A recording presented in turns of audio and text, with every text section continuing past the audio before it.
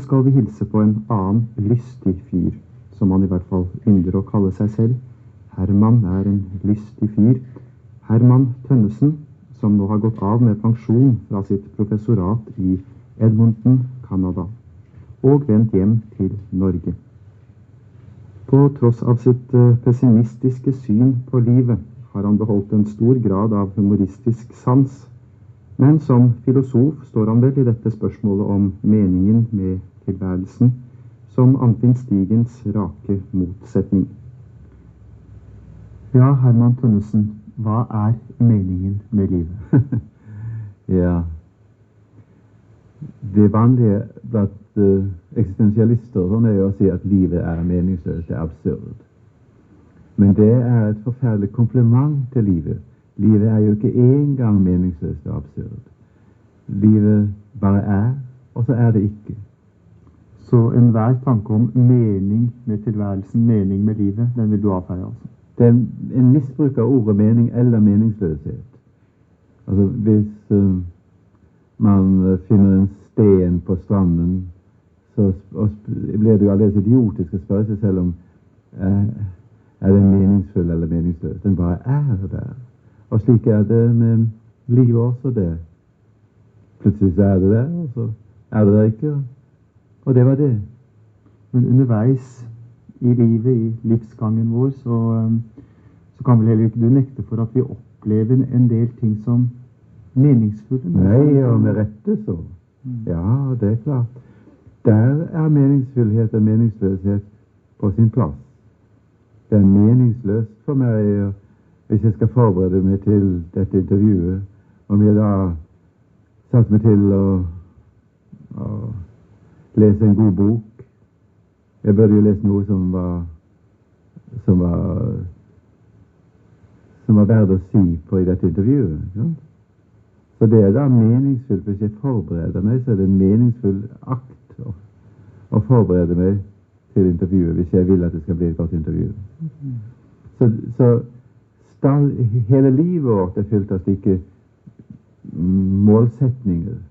Og innenfor enhver målsetning blir det jo fullstendig meningsfullt eller meningsløst, det som man gjør.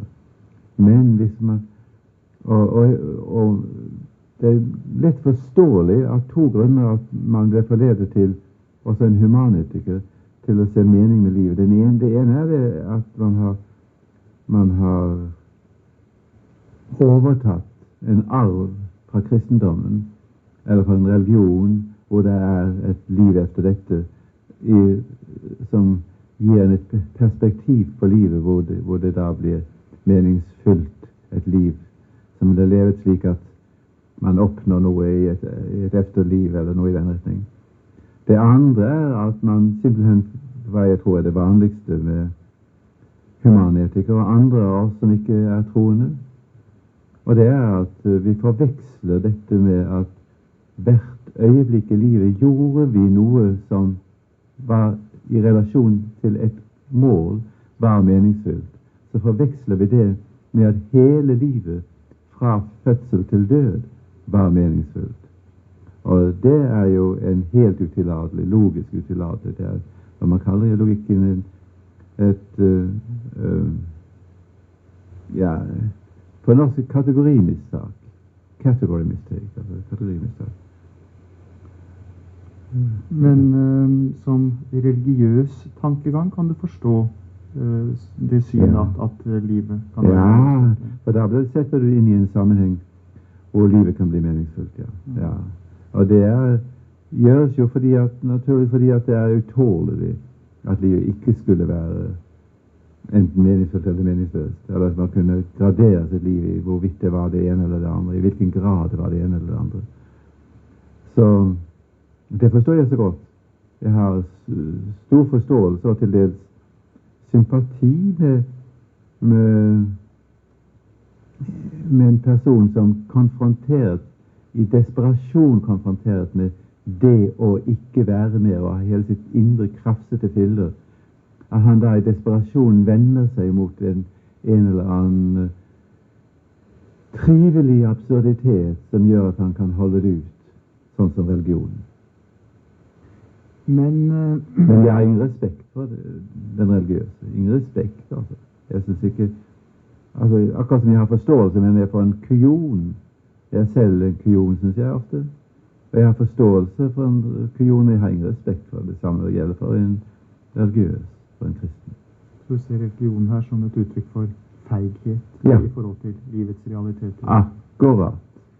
Men dette å sette nytt liv til verden, da, det vil jeg tro av mange ses på som meningsfullt ved livet. Det å føde barn og vite at det følger slekter etter oss, at vi er med på, skal du si, hele utviklingen av menneskeheten på den måten.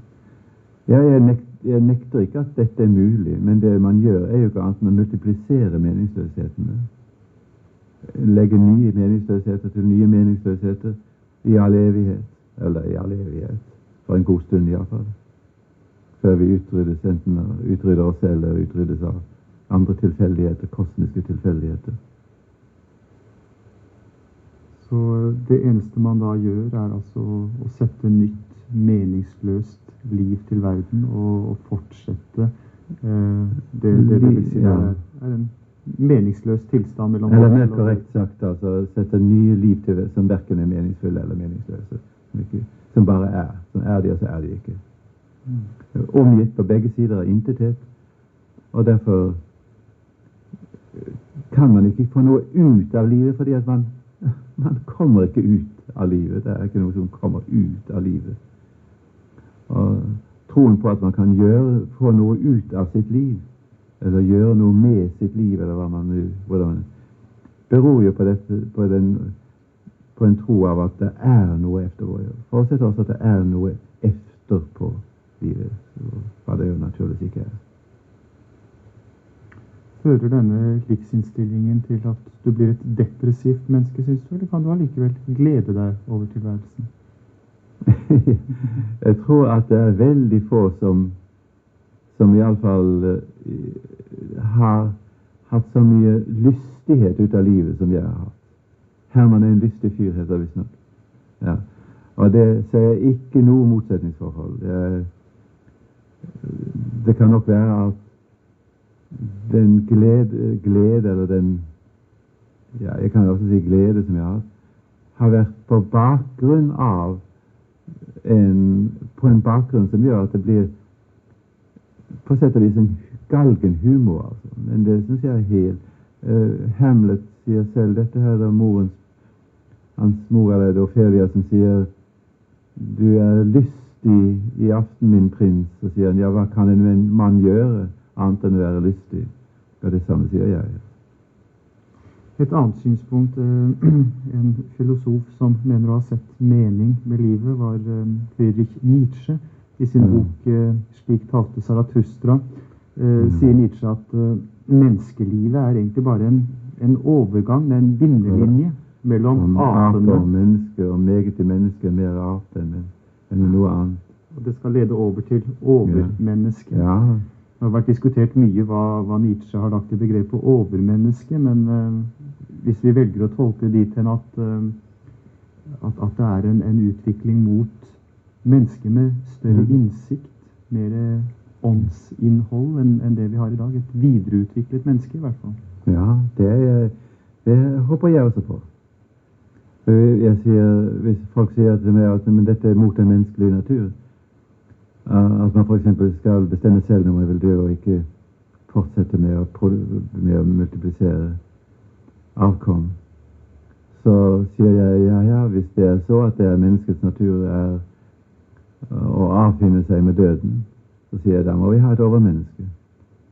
Da skal vi bryte med den menneskelige natur og skape oss selv. For mennesket er, som Nietzsche ganske riktig sier, et bro og ikke et mål. Ja, akkurat, det sier han visst nok. Og det er jeg helt enig i. Vi må videre, altså. Vi må bli noe annet enn det vi er.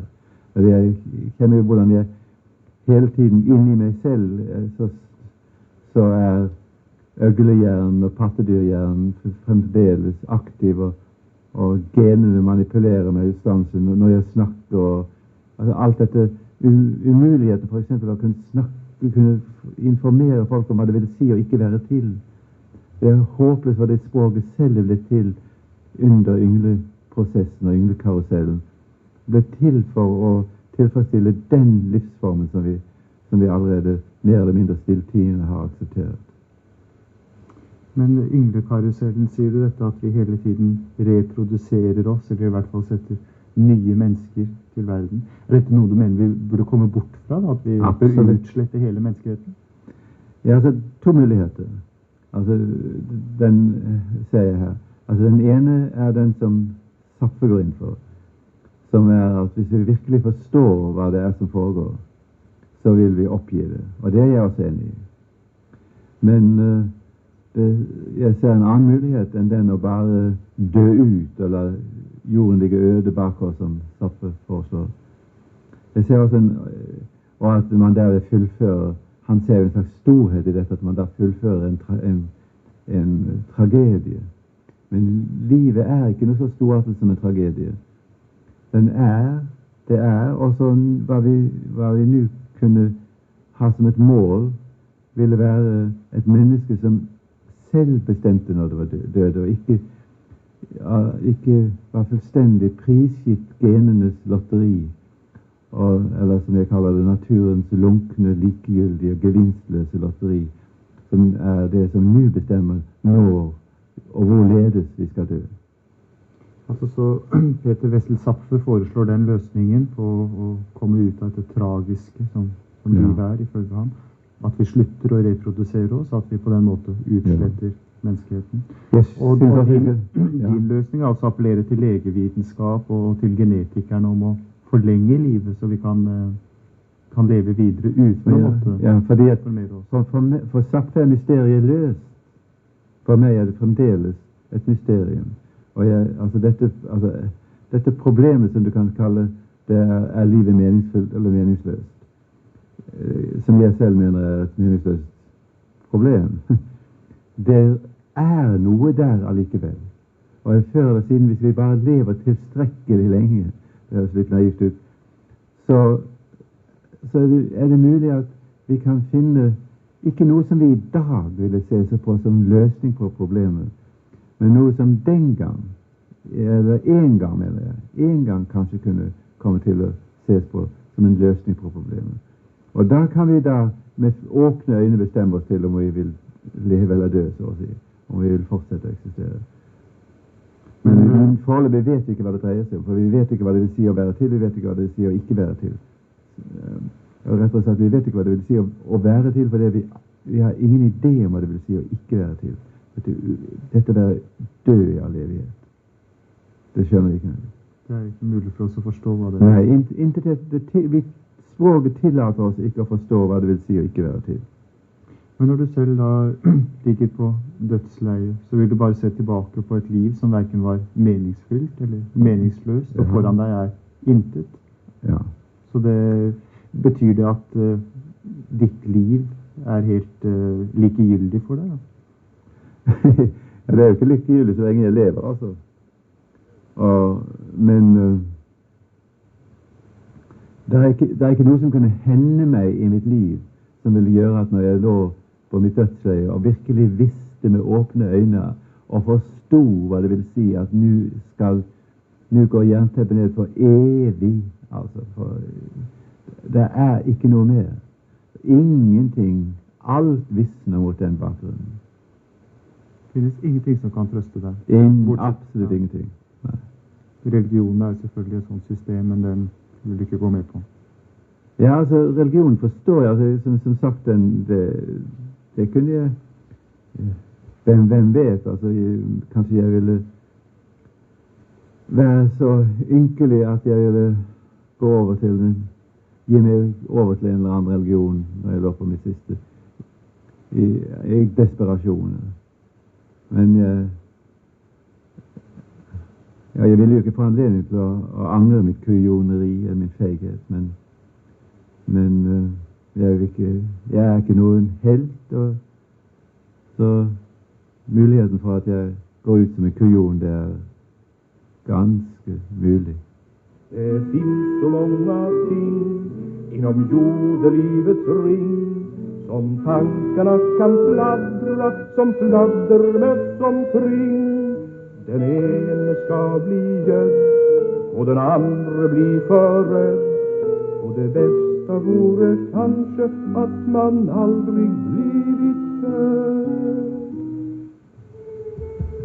Denne lille biten fra Nils Ferlins Nasarvalsen har brakt oss fram til slutten på dette 8. programmet i Radio Hums serie om filosofi og vitenskap. Fornuft og fantasi handlet altså i dag om meningen med livet, og vi møtte professor Anfinn Stigen og professor Herman Tønnesen. Ellers medvirket Egil Sandvin. I hørebildet fra Knut Hamsuns siste kapittel hørte vi Egil Gram Paulsen som doktoren og Helmut Ormestad som selvmorderen Magnus. Programansvarlig var Jon Husø.